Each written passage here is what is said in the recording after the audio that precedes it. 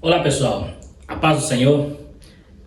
Neste momento estamos mais uma vez para comentarmos aqui a lição de número 2, a lição de jovens, onde estaremos falando sobre a doutrina de Moisés, a velha aliança. Estaremos trabalhando alguns tópicos ali nesse assunto. Você que está chegando agora, quero convidar você a estar se inscrevendo no canal, também estar compartilhando se você gostar do vídeo, dando seu like para estar nos auxiliando, nos ajudando.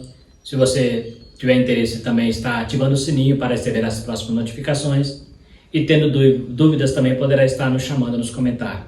Quero convidar você a ficar até o final do vídeo para juntos estudarmos essa importante lição.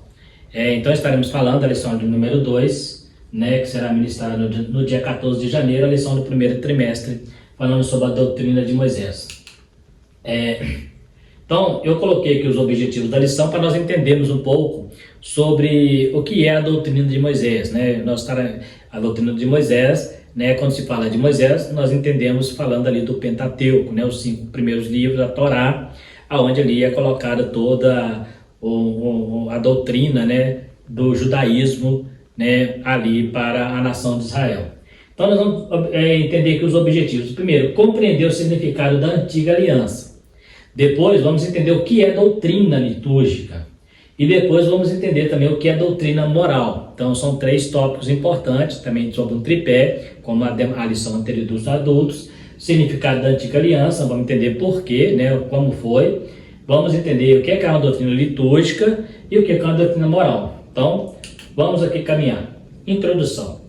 Nesta lição, vamos tratar a respeito do propósito e o valor da doutrina. Faremos uma reflexão a respeito da doutrina de Moisés, uma referência à lei que Deus entregou ao seu servo, bem como as suas aplicações. Então a gente vai trabalhar um pouco, é lógico que não vamos entrar em todos os detalhes, nós vamos só entender no seu contexto geral, principalmente a partir dos 10 mandamentos, ali o compromisso que Deus traz nessa aliança. Vamos falar um pouco sobre a aliança. Tem algo importante aqui que eu acho que vai ser útil para você, principalmente você que é professor da Escola Bíblica Dominical, para você estar aplicando ali. Vou falar um pouquinho sobre também o que é aliança, que é importante entender o que é uma aliança. A aliança ela tem um símbolo, ela tem um significado. A aliança mostra que você está comprometido com alguém. Por exemplo, alguém vê a aliança no meu dedo, sabe que eu tenho do outro lado uma pessoa que tem uma aliança semelhante. Essa aliança mostra que existe um casamento, que existe uma aliança. Então, é isso que significa no contexto geral. Mas veremos também em outras áreas o que significa esse pacto que é feito, que também pode ser chamado de pacto. A antiga aliança, compreendendo o termo. A expressão antiga aliança está se referindo ao ponto que foi feito, ao pacto que foi feito com a nação de Israel através das leis estabelecidas no deserto. Era uma forma de Deus ter um relacionamento com o seu povo. Essa aliança começa com a chamada de Abraão. Nessa aliança, os 10 mandamentos relacionados à observação das leis, essa lei foi entregue a Moisés a partir do Sinai. Então nós veremos aqui que a aliança partiu dos 10 mandamentos, foi a primeira ordenança, Deus ali faz uma nova aliança com o povo, e essa aliança existe ali, os tópicos, ali o que é necessário para que essa aliança fosse validada, e Deus dá ali 10 mandamentos e depois os preceitos, então era a forma de Deus mostrar um relacionamento com o povo a partir da obediência. E Deus traz promessas condicionadas à observação da lei. Então existe uma promessa, uma aliança. Se você seguir essa lei, eu vou fazer uma aliança com você. Nessa aliança, você vai obedecer a minha lei, e você obedecendo a minha lei, eu vou cumprir a minha parte da aliança. Então quando Deus chama Abraão, Deus faz com Abraão uma aliança: sai dessa terra, do meio da tua parentela. Deu a primeira ordem: para eu te abençoar, você precisa sair do meio da parentela, você precisa ir para uma terra que eu vou te mostrar, aonde eu serei o seu guia, e ali eu vou estabelecer você como uma grande nação. Mas aí no meio deste povo idólatra, no meio deste povo pecador, não dá para eu ter aliança com você. Então você precisa sair daí para que eu possa te abençoar. Como falamos na lição de adulto, o casamento também era dessa forma. O noivo tira a noiva para ele, fora do contexto da família, e formam a sua carne. Então a aliança tem esses quesitos aí. Mas temos mais coisas aqui. Então nós temos aqui, eu coloquei aqui pelo menos 3 tipos de aliança, que é muito comum. Lógico que é um contexto mais pedagógico, sobre o que é aliança, nós temos uma aliança chamada aliança de paridade. O que são aliança de paridade? Quando as partes concedem, eu estou disposta a conceder uma a outra uma posição geral ou igual. Então, assim, a aliança, quando o testador e o testado, os dois ali, quando aquele pacto, né, as duas alianças ali, são iguais, né? Então, eu dou e recebo na mesma proporção, né? Isso se chama paridade. Então, de maneira que eu vou ceder, a pessoa também vai ceder. O casamento, muitas vezes, é isso. Às vezes, né, ainda que existe ali papéis diferentes, mas existe também essa paridade, né? Então, ambos precisam se unir e ceder alguma coisa um para o outro. Então, aliança de paridade é quando os dois estão numa posição igual, né? Então, não existe alguém maior, né? Nós temos uma aliança chamada aliança suzerana, quando as partes não são iguais. Era usada no período feudal, onde havia dependência entre os aliançados, mas um era superior ao outro. Então, na era feudal, existiam os senhores das fazendas, os grandes agricultores ali, e eles faziam aliança ali com rendatário, vamos dizer assim. E aquelas pessoas tinham um compromisso de plantar, de colher, né? E ali ele tinha um compromisso de dar uma parte para o senhor feudal, né? Então era muito comum. Então essa aliança, comparando a aliança de Deus com a igreja, seria mais ou menos hoje. Porque hoje Cristo fez uma aliança, mas nós temos a dependência e ele é superior a nós. Então ele nos deu o privilégio de ser filho de Deus, mas existe uma lei que nós temos que seguir para que ele cumpra essa aliança. É interessante que Cristo não precisa seguir nenhuma lei para manter a aliança, mas nós precisamos seguir essa lei, porque a única coisa que ele precisa é que nós sejamos fiéis. Então ele vai manter a sua palavra enquanto formos fiéis. Então, e aí ele traz promessa baseada na minha fidelidade, mas ele sempre será superior. Então nós chamamos isso no contexto pedagógico de aliança suzerana, ou seja, onde existe um superior e existe uma pessoa abaixo, que são dependentes. No caso de Cristo, a diferença é que Cristo não depende da igreja, né? Na suzerana, o de baixo depende do superior, mas o superior também depende do de baixo. Por quê? Porque sem o senhor, sem o cara que está lá na ponta da lança, o senhor feudal também não consegue produzir nada. Então existe uma dependência relacionada entre patrão e empregado, porém o superior é o senhor feudal, né? Então ele cedia as terras ali, né? Se você estudar um pouquinho sobre feudalismo, você vai entender um pouco sobre isso aí, né? E existe a aliança promissora. A natureza legalmente obrigatória de uma promessa poderia ser imposta por uma aliança para apoiar um rei ou libertar um escravo. O que significa essa aliança aqui? É uma aliança meio que obrigatória. Existia uma aliança de ou você obedece ou eu te mato. Ou vamos colocar o rei, você precisa obedecer. Então era aliança obrigatória. Então se você obedecesse, não te acontecia nada. Então chamava aliança promissora. Ela era obrigatória, não tinha como eu dizer não. Nas duas de cima eu posso dizer não. Eu posso dizer na paridade, eu posso não querer fazer aliança. E na suzerana eu posso também não fazer aliança, não querer estar na igreja, não querer ter Cristo como meu cabeça, né? Então eu posso escolher, mas na de baixo aqui é uma aliança obrigatória. Essa aliança aqui é só para efeito de estudo. Então são 3 tipos de aliança que nós temos: aliança de paridade, aliança suzerana e aliança promissora, tá? Isso é só para efeito de estudo mesmo.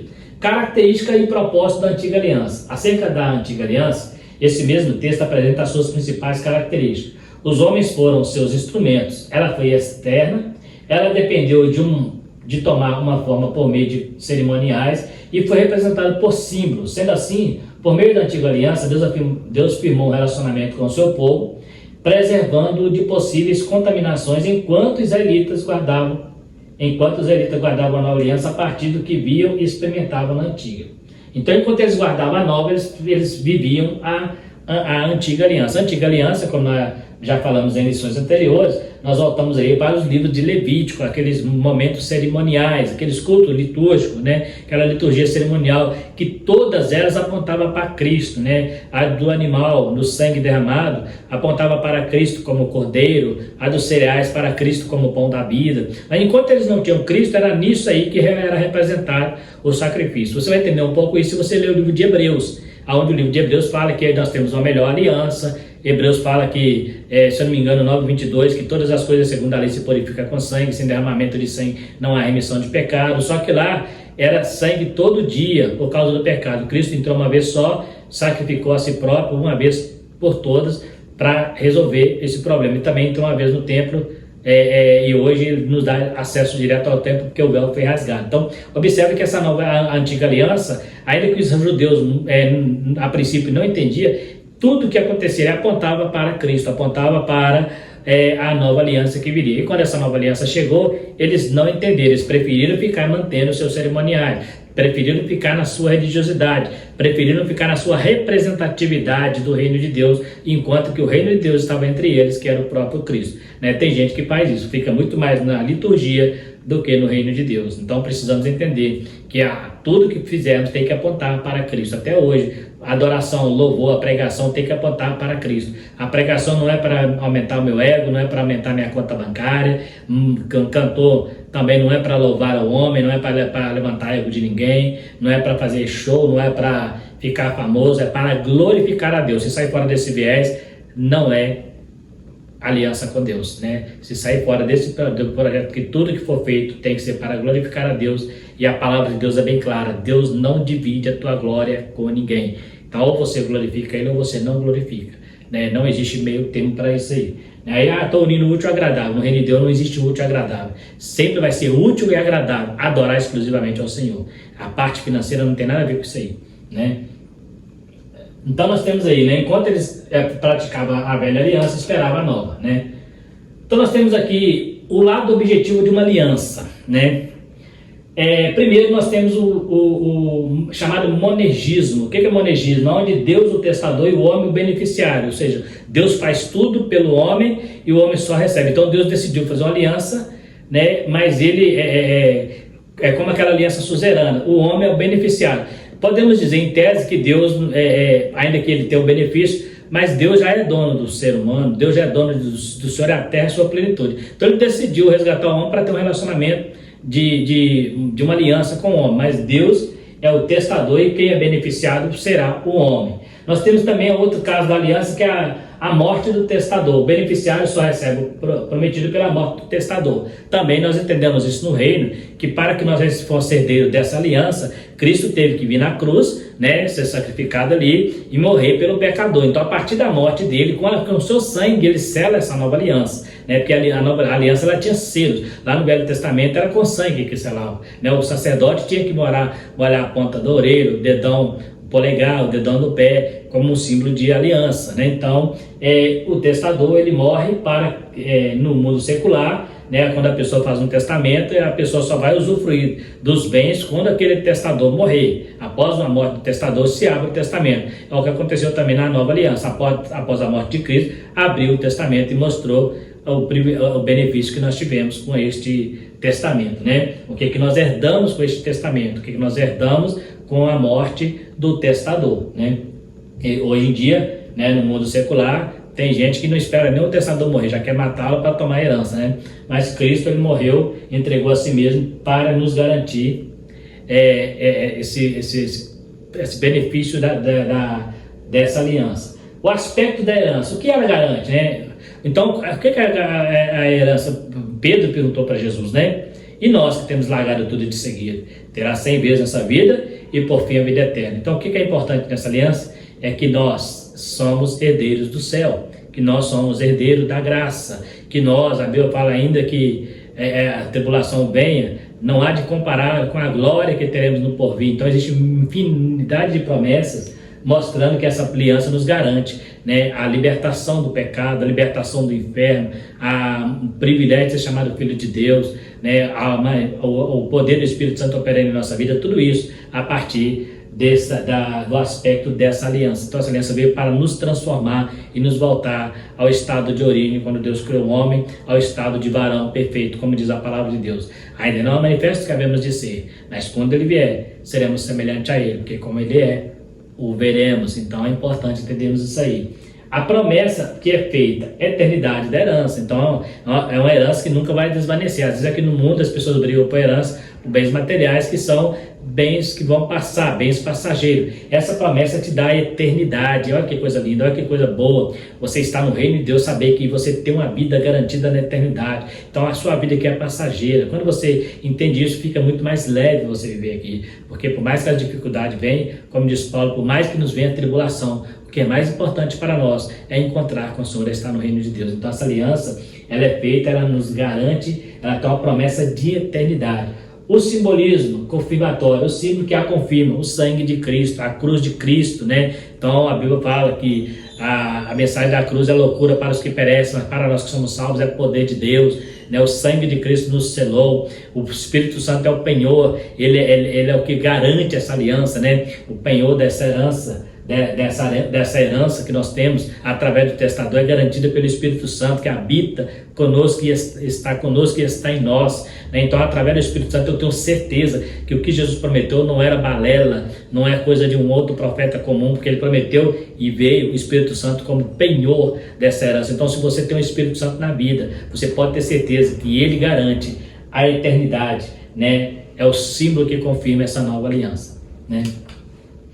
Então nós temos aqui tipos de aliança. Aí nós temos algumas alianças, que é só para efeito de estudo também, às vezes chamamos de dispensação, né? Mas nós temos aqui a aliança edêmica, quando Adão comete pecado, Deus prepara alguém, né? Deus fala que é a morte que em Gênesis 3,15, né? Que a mulher geraria, né? Ou uma pessoa que pisaria na cabeça da serpente, e Deus prepara então o resgate. Temos também a aliança noética, após a corrupção humana, né? Deus separa Noé com a arca, e ali salva aquela multidão, salva a família dele em meio à geração perversa.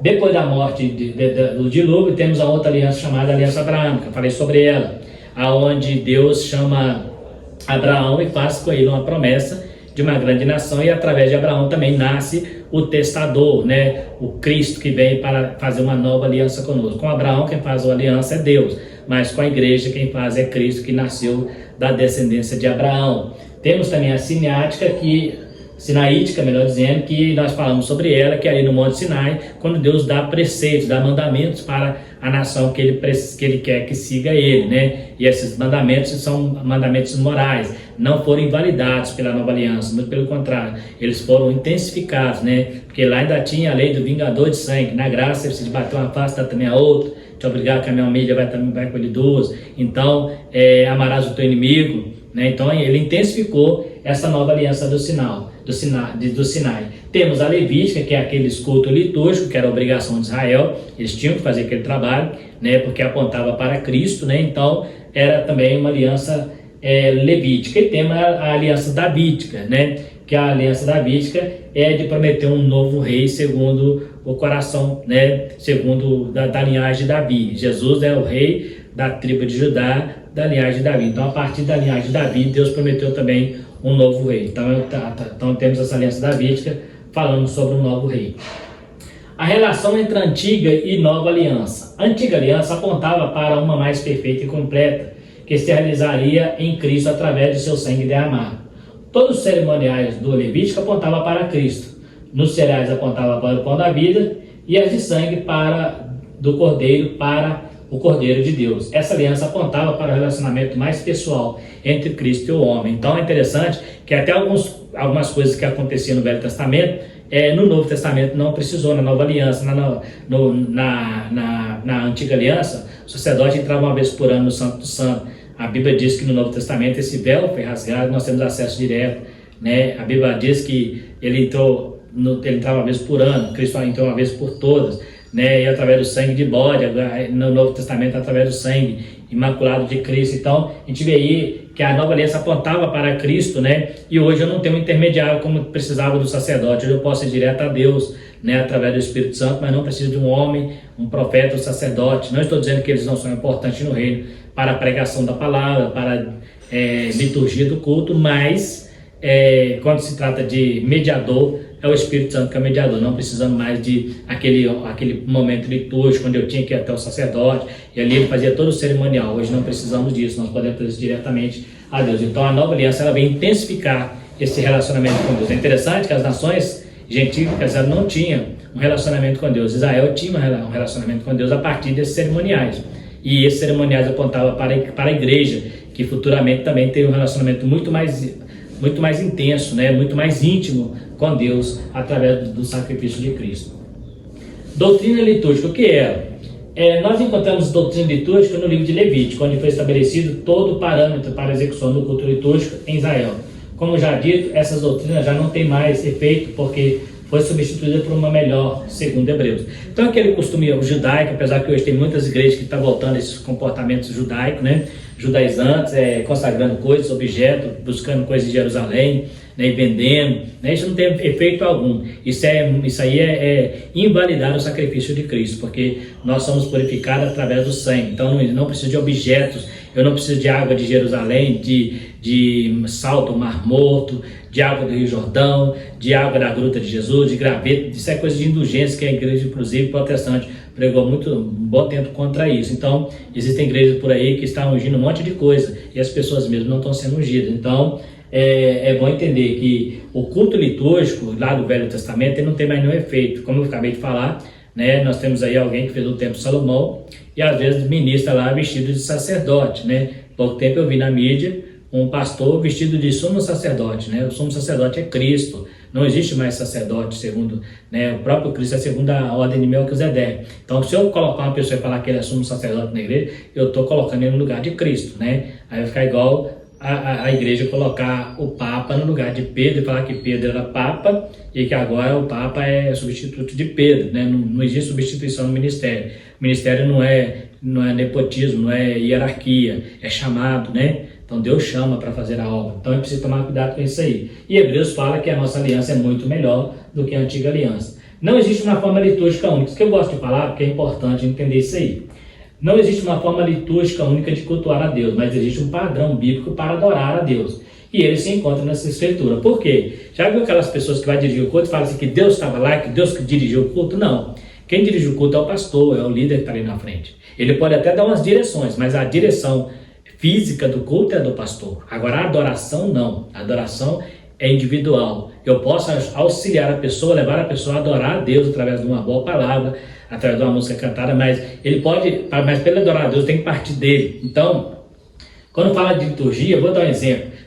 Cada igreja tem uma liturgia diferente. Tem igreja que a Assembleia de Deus tem conjuntos que cantam, outras têm orquestra, outras não têm, outras pregam através de revelação, né? Outras dão muita ênfase aos dons espirituais, são liturgias, né? Algumas exageradas, outros menos, mas é aquela maneira de você dirigir o culto, né? Então, por isso que significa, quando ele fala culto litúrgico, estou dirigindo um culto, eu dei a oportunidade para o irmão, porque Deus mandou eu dar? Não, eu sou o dirigente do culto, eu decidi dar a oportunidade para o irmão. Agora, usar ele, Deus usa ele como usa qualquer outro, né? Irmão, eu fui pregar aqui, mas Deus mandou mudar a mensagem. Deus não mandar a mensagem, se ele deu a mensagem, vai ser aquela mensagem, porque quem dirige o culto é o pastor que está ali na frente. Tem que falar assim, não, Deus tocou no meu coração que eu tenho que dar a oportunidade para o de oração. Que eu tenho que dar agora para a mocidade. Não, então Deus não precisaria de um pastor lá para dirigir, né, para ministrar, né? Então é importante entender isso, se chama liturgia. Agora a adoração, ela é individual, pessoal, né, e íntima com Deus, né? Então não existe esse negócio de dizer que igreja, que Deus dirige culto. Existem dois tipos de adoração, individual e congregacional. Acabamos de dizer aqui que existe aquela particular que você faz com Deus, que pode ser numa igreja, mesmo em meio à multidão, a sua adoração tem que ser individual, mas tem aquela congregacional, aquela que você está fazendo individual com mais pessoas fazendo a mesma coisa, ou talvez no mesmo projeto, né? Vamos cantar o hino, cantam todos juntos, estavam todos orando unanimemente no templo, orando todos juntos, é uma adoração congregacional, mas cada qual tem o seu culto particular para Deus. Mesmo sendo congregacional, o seu culto particular tem que ser entre você e Deus, né? Na individual entra o meu jeito pessoal, mas no congregacional tem que obedecer os padrões da congregação. Então, por exemplo, Deus me tomou no dom espiritual, acontece muito no meio pentecostal. Eu vou sair rodopiando no meio da igreja na hora da pregação? Não, preciso ter controle, porque eu vou estar atrapalhando outras pessoas a adorar a Deus. Eu vou atrapalhar um pecador que entrou ali a ouvir a palavra, porque eu vou tirar toda a atenção da palavra, em nome de uma espiritualidade. Então, tem que tomar cuidado com isso, né? Então, o meu jeito individual não pode prejudicar o jeito, né? Aquele famoso ditado, né, que a gente usa na nossa lei, por exemplo, que a minha liberdade vai até onde do outro começa. Então, Deus não vai fazer algo na minha vida que vai prejudicar um culto inteiro, que vai prejudicar a adoração de outras pessoas, que vai levantar murmuração. O próprio Paulo diz, se alguém entrar na igreja e ver todo mundo falando em língua, não direis que está loucos, né? Então o próprio Paulo disse isso, que vai chamar a pessoa de louco, né? Então é importante entender isso aí, que mesmo no culto individual e pessoal tem o meu jeito, né? Tem crente que pula muito, tem crente que é mais quietinho, né? Tem crente que é mais emotivo, né? Tem crente que é mais fechado, mas todos, Deus conhece o coração de cada um. Não quer dizer que o que é mais emotivo é mais espiritual do que o que não é, né? Muitas vezes pode ser até o contrário, aquele que é muito mais emotivo é mais menino do que o que não é mais infantil. Hoje existe no meio pentecostal, inclusive, muita meninice na adoração, né? Muita coisa que não é Deus, que não é movimentação de Deus e as pessoas falam que é Deus, são coisas de emoção, emocionalismo religioso, pessoas fanáticas, pessoas que se acham mais espirituais que os outros, que se acham melhores que os outros. Tem crente na igreja, por exemplo, que ele chega na igreja, ele acha que ele é mais santo que todo mundo, ele começa a ver defeito dos outros, ele começa a ficar reparando o defeito dos outros e esquece de olhar para si próprio. Então são religiosos demais. Então temos que tomar cuidado, porque aquilo que nós podemos achar que seja espiritualidade pode ser meninice, infantilidade, e tem que tomar o leitinho de novo, como diz o apóstolo Paulo. Então, agora os padrões da congregação tem que obedecer. Eu chego na igreja lá, o pastor tem um sistema de pregar lá, de ensinar, eu não concordo com ele, então eu não posso ficar ali, porque ele tem uma liturgia, né? Eu estou falando de liturgia, né? Então, cada congregação tem uma liturgia. Você vai na igreja quadrangular, lá tem o louvorzão e no final a pregação. Na Assembleia de Deus tem vários conjuntos cantando e depois a pregação. Tem outras igrejas que tem orquestra, né? Depois de pregação. Então são liturgia. Na igreja católica, né, tem ali aquele ritual católico ali, e depois tem a palavra do padre, né? Então cada local tem uma liturgia. Então eu preciso respeitar isso, porque é uma liturgia. Eu não posso mudar isso. Se eu quiser mudar, eu tenho que sair dali então, né? A maneira dos cultos varia de cultura para cultura, mas tem que ser teocêntrica, embasada na palavra de Deus. Algumas coisas que são colocadas em nossa liturgia falam muito de nossa cultura e não de nossa adoração. É interessante, né? Porque tem coisas que você faz na igreja que não tem a ver com a adoração. Por exemplo, você pega a África, né? Os crentes da África, eles têm o hábito de dançar em qualquer música, né? Então, quando eles se convertem, eles levam isso para dentro da igreja. Observe, você pega uma pessoa, um grupo africano cantando, né? Você vai ver que eles gostam muito de dançar, um povo muito feliz, muito divertido, né? E aí quando eles se convertem, eles devem isso para dentro da igreja. Então para eles ali aquele tipo de dança não é pecado. Por quê? Porque é cultural, que não escandaliza o pecador que entra lá. Muito pelo contrário, o pecador quando entra lá, está acostumado a fazer aquilo no mundão e vê aquilo na presença de Deus, até se converte. Então é cultural. Agora se eu pegar aquele mesmo costume e trazer para uma igreja no Brasil, já vai ficar esquisito eu começar a querer dançar estilo africano, né? Porque é um estilo bem diferente, né? Então assim, são culturas. No nosso culto mesmo, nós temos culturas dentro da nossa igreja que é cultural, não tem nada a ver com a espiritualidade, nem com doutrinas bíblicas. Não é pecado, né? Não é errado, mas não tem nada a ver. Eu acabei de citar um exemplo aqui na Assembleia de Deus, por exemplo, nós temos a cultura de ter conjuntos que cantam, conjunto de jovem, adolescente, né? De mocidade. Tem igreja que não tem esse tipo de conjunto, né? Tem igreja que a igreja canta todo mundo junto e depois tem um grupo de louvor, né? E nesse grupo de louvor é misturado e depois a pregação da palavra. Tem igreja que nem isso tem. Então isso é muita coisa que acontece é cultural, não tem a ver com adoração. Ah não, irmão, culto tem que ser desse jeito. Eu, né, já vi algumas pessoas antigas falar, não, tem que cantar 3 da harpa, agora o irmão está cantando só 2, né? Isso é cultura, irmãos, né? Aprendeu a cantar em 3 da harpa, mas se eu quiser cantar só 2, né, quiser cantar só 1, não importa é louvar ao Senhor, né? Então nós poderíamos trabalhar isso, mas não dá tempo. Então existe muita coisa dentro do nosso culto que é cultural, inclusive a vestimenta, né? Você vai para a igreja com um traje que se você tivesse de outro país você não usaria ele, né? Tem roupa nossa que nós usamos aqui que em outro país seria escândalo. Então é bom entender isso aí também, né? Também existe postura ética, né, na roupa cristã. O cristão não pode ir para a igreja de qualquer maneira. Eu tenho visto crente aí que está indo para a igreja, ele vai na festa de casamento e vai bem vestido, ele vai num fórum judicial, vai bem vestido, vai no shopping, vai bem vestido. Quando vai para a igreja, pega a pior roupa e vai, porque ele não precisa de estar bem vestido na presença de Deus. O importante é o espírito. Mas por que lá fora precisa? Então, assim, é uma coisa também cultural. Não estou falando que isso é espiritual, não, mas eu lembro que antigamente o pessoal tinha mania, eu tenho a roupa de domingo, ou a roupa de ir na missa, né? O pessoal escolhia a melhor roupa para ir para a igreja, e eram católicos. Hoje o crente pega a pior roupa para ir para a igreja, né? Estou falando no sentido, não a maioria, mas a gente vê algumas pessoas que confundem humildade com relaxamento. Se confunde humildade, né? Ser pobre não é feio não, mas ser sujo é. Então tem gente que fica assim, não, eu sou pobre, então posso andar de qualquer maneira. Não, irmão, precisa ter uma postura legal, né? Não é só por causa da igreja, porque é questão de postura. Mas, infelizmente, tem gente que tem essa cultura, tem que deixar para lá. Isso não atrapalha nada em salvação, não, né? Desde que ele não ache que as pessoas têm que fazer igual ele, né? Por isso, quando vemos outros povos expressar sua adoração de forma diferente, precisamos entender que é questão cultural. Encontramos o rei Davi dançando diante da arca, sendo reprovado por Mical, pois não era comum para um rei, mas ele estava sendo espontâneo. Aquilo que Davi fez ali naquela dança lá em Samuel, 1 Samuel, né? Não era comum para um rei fazer aquilo ali, por isso que ela criticou ele. Mas que é isso, o rei Israel fazendo isso aí? Mas ele ficou tão empolgado diante da arca que ele deixou o Espírito Santo conduzir. Ele tomou ali, ficou tão empolgado que ele começou a dançar diante da arca e ali tirar suas vestes reais, se colocar na posição do povão. E a mulher dele criticou ele, né? Porque ela criticou, ela morreu seca, sem gerar filhos, não pôde ser mãe do sucessor de Davi, né? Então, em vez dela estar junto com ele orando, ao invés dela estar adorando com ele, ela estava na janela, criticando. Eu gosto de dizer isso, que quem não adora, fica na janela criticando quem está adorando e criticando o jeito de adorar. O jeito é pessoal, cuidado para você não ficar jogando pedra, porque você acha que as pessoas têm que adorar a Deus do seu jeito.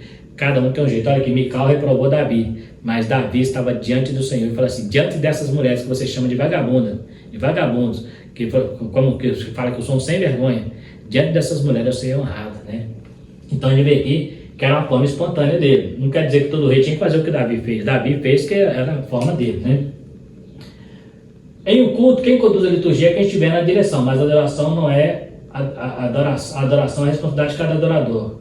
Quando entendemos isso, precisamos entender. Quando entendemos isso, não precisamos de jargões usando por pregadores que só querem movimento e barulho. Gente, coisa complicada é jargões, pregador que inventa, né? Diz isso, fala aquilo, né? Eu tenho dificuldade com isso, né? Esse pregador que chega na igreja fica levanta, senta, você fica fazendo uma aeróbica na igreja, em vez de você estar adorando a Deus, mesmo que você está sentado, está mandando você levantar, né? Vai cantar, você tem que levantar, como se você dependesse de levantar para sua voz sair, né? Aí depois senta, depois vem, vamos levantar, vamos fazer isso, aí você fica o tempo todo naquele movimento, né? E tem pregadores que fazem, fala isso pro teu irmão, fala isso. Eu muitas vezes eu tenho dificuldade, às vezes eu nem falo, por quê? Porque é muito mecânico. Se você entendeu, dá glória a Deus. Eu posso entender, dá glória a Deus, mas não precisa dele ouvir meu glória a Deus, não. Eu posso dar glória a Deus dentro de mim mesmo, porque o glória a Deus, aleluia, tem que ser espontâneo. Eu não posso fazer porque o pregador mandou. E hoje tem muito pregador com esses jargões, porque eles querem fazer movimento, eles querem fazer barulho. Então, irmão, dá glória a Deus. Irmão, diz pro teu irmão aí do teu lado, diz isso, diz aquilo. Eu não digo, quando eu mando eu dizer, eu não digo porque eu acho meio falso, né? Eu estava numa grande igreja uma época em que o pastor falou, diga para o teu irmão do teu lado aí, que você ama ele. Irmãos, como igreja eu amo, mas eu nem conhecia a pessoa que estava do meu lado, nem sei se você vai entender o que eu estou dizendo. Então, assim, é muito perigoso esse tipo de jargão. O culto, ele precisa ter o pastor, né? O camarada vai pregar, né? Quando vai falar de ética, ele vai pregar, em vez de ele ficar na palavra, ele fica inventando um monte de coisa, ele quer fazer a igreja se movimentar. Então, tem que tomar muito cuidado com isso. As movimentações, esses jargões, não é prejudicial. Às vezes, ouvimos dizer que o culto foi uma benção, mas quando se olha ao redor, não vemos nada de anormal. O culto foi uma benção, mas benção de quê?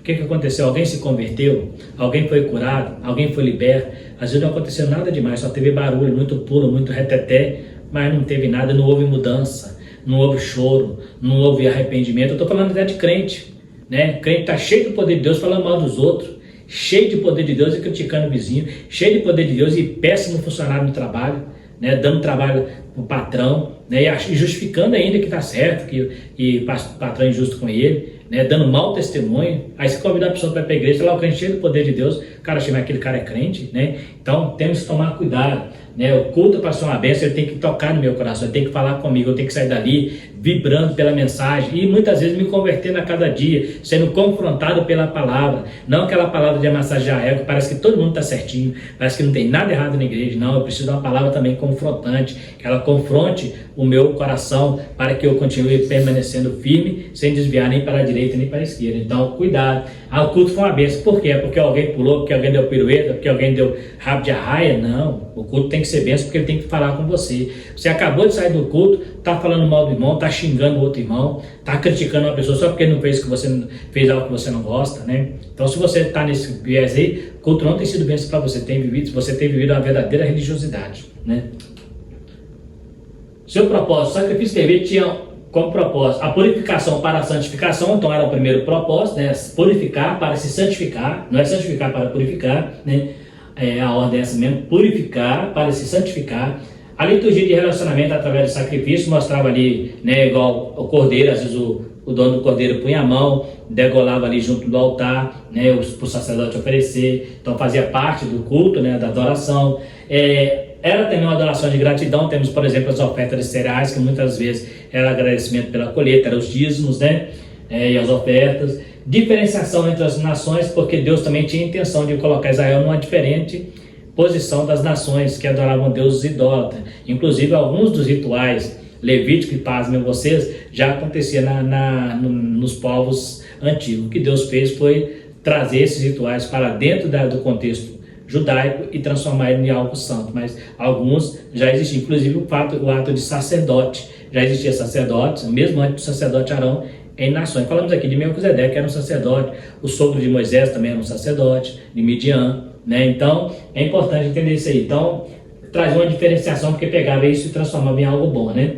Reconhecimento de um único Deus também era outra coisa que apontava, porque as nações ofereciam para vários deuses, existia sacerdote para cada tipo de Deus. No caso da nação de Israel, existia um sacerdote para o único Deus, sacerdote Arão, santidades ao Senhor, não aos senhores, mas ao Senhor, escrito na mitra que era colocada na sua testa, santidades ao Senhor. Então, mostrando também o relacionamento com um único Deus, né?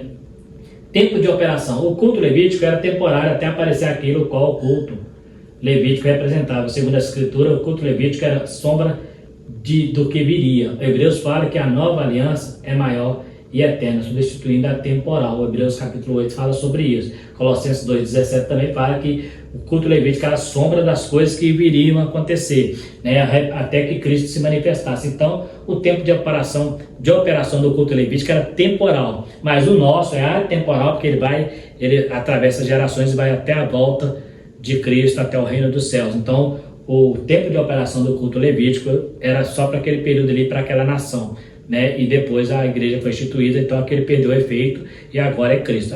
Apresentou alguns dentro da igreja querendo trazer esses cultos para dentro da igreja, mas o apóstolo Paulo fez questão de combatê-los, inclusive escrevendo uma carta à igreja de Gálatas, onde ele combate ali os judaizantes, aqueles que queriam trazer alguns rituais do judaísmo para dentro do cristianismo, né? Então, o culto, e Hebreus fala que o culto da nova aliança ele é superior. Uma análise introdutória à doutrina moral. Vamos falar agora um pouquinho, nós falamos sobre liturgia, agora sobre doutrina moral. O que é a doutrina moral? É aquela que é imutável, né? As temporais, né? As litúrgicas, elas podem mudar, né? Nós falamos ali que até dentro dos cultos existe cada tipo de liturgia para cada tipo de igreja, para cada tipo de congregação, até mesmo entre igrejas da mesma congregação, existe mudança de liturgia dependendo do pastor. Mas as doutrinas morais são aquelas eternas, né? Nós vamos trabalhar um pouquinho rapidinho aqui sobre isso. São aquelas que Deus trouxe e abrangente a todos. Elas vão além de um culto litúrgico. Está relacionado diretamente aos 10 mandamentos. Elas não têm propósito de salvação. Eu quero observar isso aqui porque o comentário falou que elas não têm propósito de salvação. Mas aí eu coloquei aqui das minhas palavras, mas a não observância delas pode comprometer a nossa salvação, pois elas são para ser observadas e obedecidas, são imutáveis e eternas. Então, se eu falar que não tem propósito de salvação, eu também estou dizendo que eu não tenho necessidade de obedecer, eu não tenho propósito de salvação, só que lá tem mandamentos que se eu fizer, eu cometo pecado contra a lei de Deus e perco a minha salvação. Então, existe um propósito subentendido ali sim. Por exemplo, se eu matar uma pessoa, um homicídio e não me arrepender, né, eu perco a minha salvação, porque na lei fala que eu não posso matar. Se eu adulterar, né, a lei fala que eu não posso adulterar. Então eu tenho que tomar cuidado com isso, né, porque a salvação ela é de graça, mas para entrar no céu tem que seguir os mandamentos, né? Não adianta você achar que porque você recebeu a salvação de graça, vai chegar no céu de qualquer maneira cheio de pecado e lá Deus vai te purificar. Não, a purificação é aqui. E os 10 mandamentos ele tem esse propósito de trazer esse caminho para você seguir. Então, não matarás, não furtarás. Jesus até foi mais além. Enquanto a Bíblia fala não matarás, ele fala assim, não amarás o teu inimigo, né? Então, existe sim em tese, eu posso dizer com muita tranquilidade que ela não tinha propósito de salvação, porque o propósito de salvação está em Cristo. Mas a não observância dela faz você perder a salvação que está em Cristo. Porque não é só aceitar a Cristo, senão daria margem para a pessoa aceitar a Jesus e continuar na sua vida de pecado, igual tem muitas igrejas por aí que não seguem nenhum princípio moral da Bíblia. Eles querem seguir a lei que eles acham que é legal, baseada só no amor de Cristo. Então tem que tomar cuidado com isso. Então os mandamentos veio para ser seguidos, por isso são chamados de doutrinas morais, porque são imutáveis. Aí você questiona assim, Marcelo, mas e a questão do sábado? Porque está nos 10 mandamentos. O sábado é um caso atípico e precisamos entender, senão vou entrar no mérito, porque dos 10 mandamentos, o único mandamento que a igreja cristã não seguiu na risca é o 7º dia, o sábado. Só que o que Deus está dizendo ali é que na lei, como Deus cobrava com mais rigor, na graça não. Né? Na lei, por exemplo, o adultério era com apedrejamento. E você hoje não pode adulterar, mas não é apedrejado se adulterar. Então, alguém questiona, por que nos 10 mandamentos, o sábado, Deus obrigava, né? Deus não obrigava, Deus pedia. E se a pessoa fizesse, Deus obedecesse, com a nação de Israel ele apedrejava, mas depois foi cortado. Por quê?